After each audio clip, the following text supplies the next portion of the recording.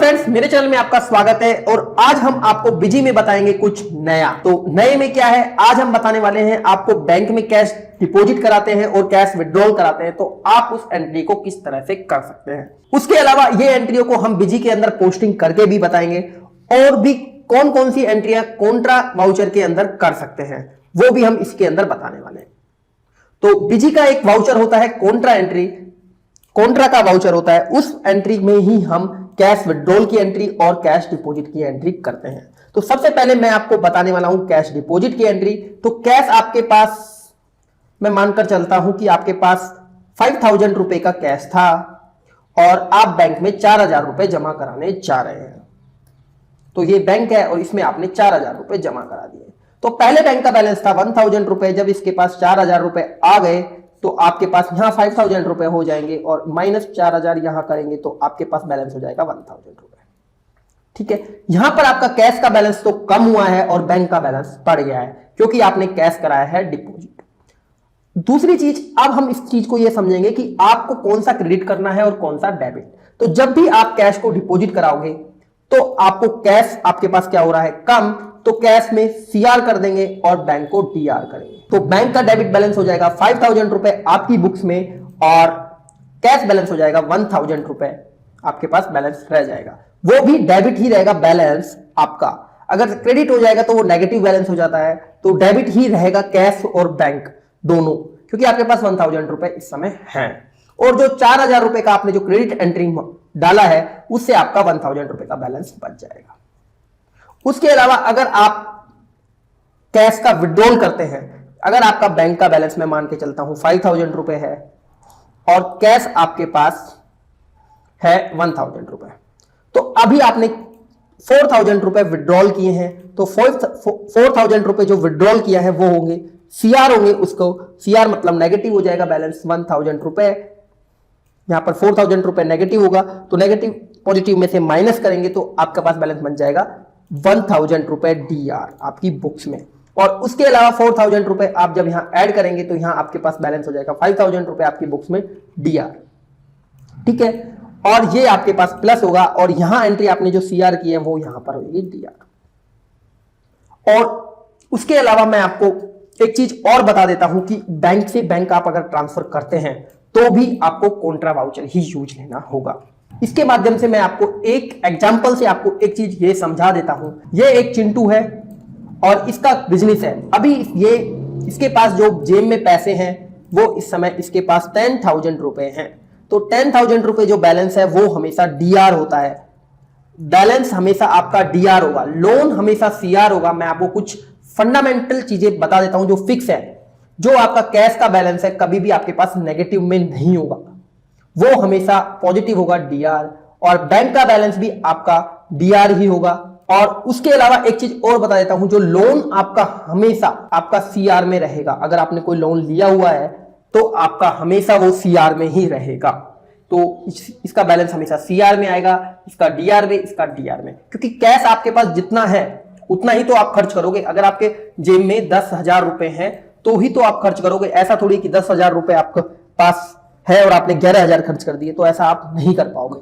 तो इसीलिए हमेशा कैश बैलेंस हमेशा डीआर रहेगा और जो बैंक का बैलेंस है वो भी डीआर रहेगा। बैंक का बैलेंस नेगेटिव में जा सकता है, अगर बैंक का लोन होगा तभी वो बैलेंस सीआर में जाएगा, अदरवाइज आपकी बुक्स में डीआर बैलेंस ही दिखाई देगा। हाँ, ये भाई साहब के पास 10,000 रुपए हैं, ये बैंक में ये पैसा जमा कराने जा रहे हैं 8,000 रुपए। तो अब इनके 8,000 रुपए जमा होने के बाद इनके पास बैलेंस बच जाएगा 2,000 रुपए का, और बैंक में इनके पास जो पहले से ही बैलेंस था वो 1000 रुपए था, तो 8,000 रुपए और आ जाएगा, तो ये इनके पास हो जाएगा 9,000 रुपए। ये भी बैलेंस डीआर ही रहेगा। और अब एंट्री हम किस तरह से करेंगे, तो 8,000 रुपए जो कैश है इसको करेंगे सीआर और यहां करेंगे डीआर, क्योंकि ये बैलेंस ऑलरेडी डीआर है तो डीआर से डीआर प्लस होके डीआर हो जाएगा। अगर ये सीआर होता है तो ये बैलेंस नेगेटिव हो जाएगा। अगर ये कैश को विड्रॉल करता है तो ये बैलेंस 8,000 रुपए हमें सीआर करना होगा यहां, तो इनके पास बैलेंस वापस से 1000 रुपए रह जाएगा। और यहां इनके कैश का बैलेंस भी 2,000 रुपए इनके पास पहले से हैं और 8,000 रुपए इनके पास कैश आ गया, तो इनके पास बैलेंस हो जाएगा 10,000 रुपए डीआर। तो यहां पे भी डीआर है ये, और यहां पर भी DR है। तो अब आपको यह समझ में आ गया होगा कि बैलेंस किस तरीके से रहता है। उसके बाद अभी हम बीजी में इस एंट्रियों को पोस्ट करके भी देखेंगे कि जो मैं बता रहा हूं वो एक्चुअल बीजी भी सपोर्ट करता है या बीजी में भी ऐसा ही होता है क्या। चलिए हम बीजी को ओपन करते हैं। आपके सामने बीजी हो गया है ओपन, और ओपन होने के बाद सबसे पहले हम एक कैश बैलेंस देखेंगे, उसके बाद हम देखेंगे HDFC का बैलेंस। HDFC जो बैंक है इसका बैलेंस कितना है, इसका बैलेंस मैं यहां पर आपको सामने लिख देता हूं कि अभी मेरा जो बैलेंस है 17,356 रुपया 98 पैसा। और इसके बाद मैं इसमें ओपन करता हूं, कैश का बैलेंस है मेरा 55,800। ये मेरे पास पैसों में नहीं है, HDFC का बैलेंस ही पैसों में है, ठीक है। तो यहां मेरे पास 17,356 रुपए हैं और यहां 55,873 रुपए हैं। तो सबसे पहले हम कैश को डिपॉजिट करेंगे इसी के अंदर, बैंक के अंदर। तो बैंक को डिपॉजिट करेंगे, तो डिपॉजिट करने के लिए हमें कॉन्ट्रा एंट्री डालना रहेगा।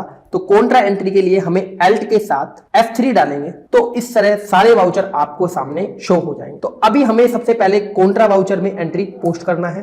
तो पोस्ट करने के बाद ये डेट हमने डाल दिया। अब हम कर क्या रहे हैं, हम क्या कर रहे हैं कि कैश को डिपॉजिट करा रहे हैं। तो हमारे पास सबसे पहले आ रहा है डी मतलब हमारा जो हमें डेबिट करना है। डेबिट हमें बैंक करना रहेगा क्योंकि ऑलरेडी यहां पर डेबिट बैलेंस है, तो डेबिट से डेबिट हमेशा जुड़ जाएगा क्योंकि हमें बैंक का बैलेंस बढ़ेगा।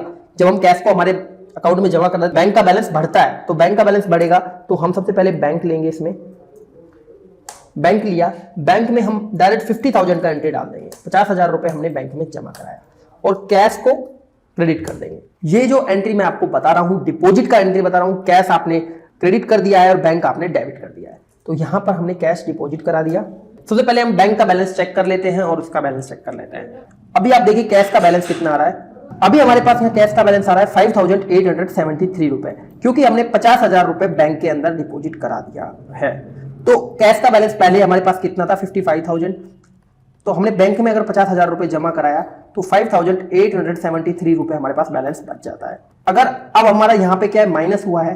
अब पहले 17,356 रुपए हमारे पास था, तो 50,000 और जुड़ जाएगा, तो हमारे पास 67,356 रुपए बैंक में होने चाहिए, क्योंकि यहां पर प्लस करेंगे हम 50,000 को, तो ये बैलेंस हमारे पास बढ़ जाएगा। तो अभी हम चेक करेंगे, इसके हिसाब से भी हमारे पास 67,356 रुपए होने चाहिए और यहां पर भी हमारे पास यही बैलेंस आपको दिखाई दे रहा है। तो कैश की डिपॉजिट की एंट्री कॉन्ट्रा वाउचर में होगी। अब आप कहोगे कि इसमें और वाउचर में क्यों एंट्री नहीं हो सकती, तो वो मैं आपको चेक कराता हूं कि कौन से वाउचर में एंट्री कर सकते हो, कौन से में नहीं। अभी बीजी भी आपको इसके लिए आपकी जो प्रॉब्लम है उसको सॉल्व करेगा, क्योंकि बीजी गलत एंट्री के लिए हमेशा सपोर्ट नहीं करता है। जितना हो सके 100% ये लोग एरर दिखा देते हैं, कुछ भी आप गलती करते हो। देखिए अब इसमें ऊपर आप रिसिप्ट के अंदर पेमेंट की वाउचर की एंट्री है, इसके अंदर आप बैलेंस को डेबिट कर ही नहीं सकते, बैंक को आएगा ही नहीं। एक एंट्री आपको क्या करना होगा, कोई क्रेडिटर्स या डेबिटर्स आपको लेना होगा। देखिए अब कैश भी नहीं ले रहा है ये। हाँ, अगर मैं ऊपर कुछ डाल दूंगा और नीचे वाले वाउचर में ये कैश भी ले लेगा, HDFC बैंक वगैरह सब, पर ये सारे बैंक ही लेगा। देखिए सारे बैंक ही लेगा या कैश लेगा, इस पे और कुछ एंट्री आप डाल ही नहीं सकते। उसके अलावा अब मैं आपको बताता हूं, कॉन्ट्रा वाउचर के अंदर आप कोई और एंट्री भी डाल सकते हैं क्या।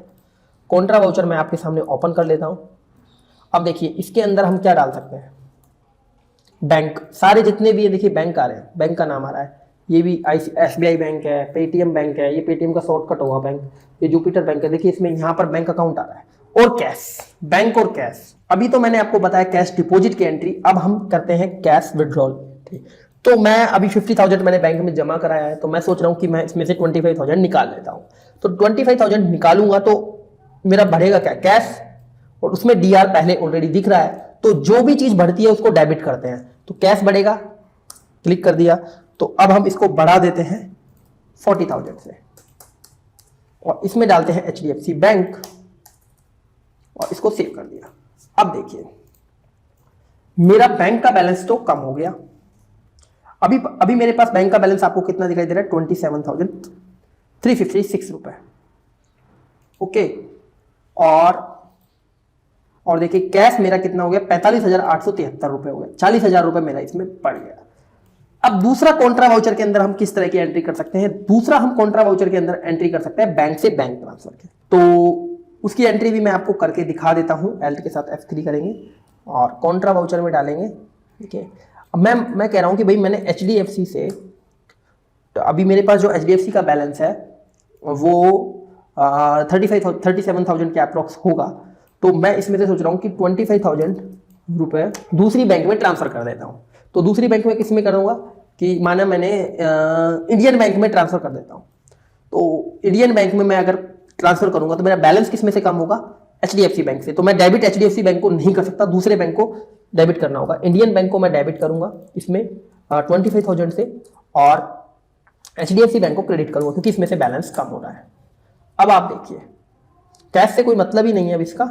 अब HDFC बैंक में आप मेरा बैलेंस देखिए, 27,000 पहले इसमें बैलेंस था। जब मैंने 25,000 और दूसरी बैंक में ट्रांसफर कर दिया तो 2,300 रुपए इसमें बैलेंस रह गया। मतलब 2356 रुपए ही अब बैलेंस मेरे HDFC बैंक में बचा है, और वो दूसरा बैलेंस मेरे इंडियन बैंक में ट्रांसफर हो गया। इस तरह से आप कॉन्ट्रा वाउचर की एंट्रियों को कर सकते हैं। कॉन्ट्रा वाउचर के अंदर आप 3 तरह के ही एंट्री आप इसके अंदर कर सकते हैं। पहली एंट्री आप कॉन्ट्रा वाउचर में करेंगे कैश डिपॉजिट की, ठीक है, और दूसरी आप कैश विड्रॉल की, ठीक है, और bank to bank transfer, bank to bank transfer. लेकिन इसके अंदर पहली चीज क्या है, कंडीशन क्या है कि सेम बैंक होना चाहिए। सेम मतलब सेम नेम से बैंक होना चाहिए। जैसे अब मैंने A1 गिरोह के दूसरे ही बैंक अकाउंट में पैसा डाल रहा हूं, ऐसा नहीं है कि राम का पैसा मैं श्याम में डाल दूं, तो वो तो मेरे लिए पेमेंट और रिसिप्ट करेगा काम, क्योंकि या तो मैंने पैसा उसको दिया है या मैंने पैसा उससे लिया है।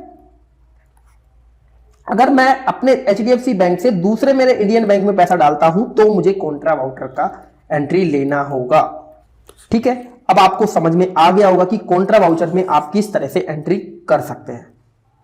तो यह वीडियो आप लोगों को पसंद आया होगा। अगर ये वीडियो आपको अच्छी लगी तो वीडियो को लाइक कर दीजिए, वीडियो को शेयर कर दीजिए। इसी तरह की वीडियो मैं इस चैनल पर लाता रहता हूं, तो आपको ये चैनल को सब्सक्राइब कर लेना है। और भी मेरी ओल्ड वीडियो बिजी के लिए है, जैसे आप सेल्स वाउचर की एंट्री एक एक्सेल में मात्र हजारों एंट्रियां आप 1 से 1.5 मिनट के अंदर हजारों एंट्रियां पोस्ट कर सकते हैं। वो वीडियो भी मैंने बनाया हुआ है। अगर आपने वो वीडियो नहीं देखा है तो अभी आप आई बटन में भी देख सकते हैं और एंड स्क्रीन पर भी आपके पास आ रहा होगा। तो मिलते हैं बिजी की नेक्स्ट वीडियो में, तब तक के लिए बाय बाय।